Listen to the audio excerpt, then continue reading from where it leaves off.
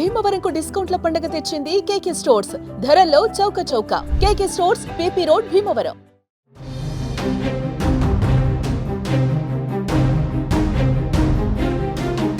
పొరపాటున సరిహద్దు దాటి పాకిస్తాన్ చెరలో చిక్కుకున్న బీఎస్ఎఫ్ జవాన్ పూర్ణం కుమార్ సాహును ఆ దేశం విడుదల చేసింది. 20 రోజుల తర్వాత ఆయన్ను క్షేమంగా వదిలిపెట్టింది. ఇవాళ ఉదయం 10:30 అటారీ సరిహద్దు వద్ద పాక్ భారత్కు అప్పగించింది. అప్పగింత ప్రక్రియ అంతా శాంతియుతంగా ప్రోటోకాల్ ప్రకారం జరిగిందని సరిహద్దు భద్రతా దళం ప్రకటన చేసింది.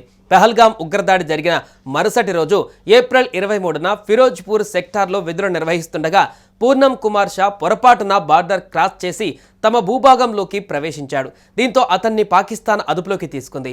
అప్పటి నుంచి సాహు పాక్ కస్టడీలోనే ఉన్నాడు.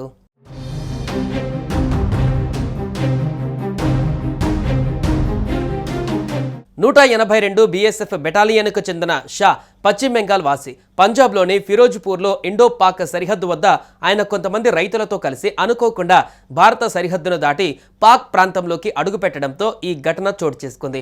సైనికుడిని విడిపించడానికి భారత ఆర్మీ అధికారులు పాకిస్తాన్ రేంజర్లతో చర్చలు జరిపారు. ఇలాంటి సంఘటనలు అసాధారణం కాదని, గతంలో కూడా ఇలాంటివి జరిగాయని అధికారులు అన్నారు.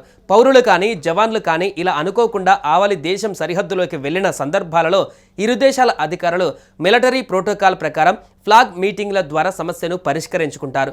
అయితే పెహల్గాం ఘటన తర్వాత పాకిస్తాన్ పైన భారత్ ఆంక్షలు విధించిన క్రమంలో ఈ పరిణామం చోటు చేసుకుంది. పాక్ రేంజర్లకు పట్టుబడిన సమయంలో సాహు యూనిఫామ్లో ఉన్నారని, అతని వద్ద సర్వీస్ రైఫిల్ కూడా ఉన్నట్టుగా అధికారులు చెప్పారు. ఈ క్రమంలో అతడిని విడిపించేందుకు భారత్ పాక్తో సంప్రదింపులు జరిపింది. అయితే ఆపరేషన్ సింధూర్ ఇరు దేశాల మధ్య ఉద్రిక్తతల మధ్య విడుదల విషయంలో సస్పెన్స్ కొనసాగింది. చివరకు ఇవాళ భారత్కు అప్పగించింది.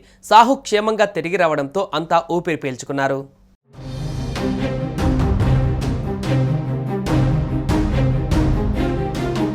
సుమన్ టీవీలో మీ పర్సనల్ అండ్ బిజినెస్ ప్రమోషన్స్ కోసం కింది నెంబర్కి కాంటాక్ట్ చేయండి.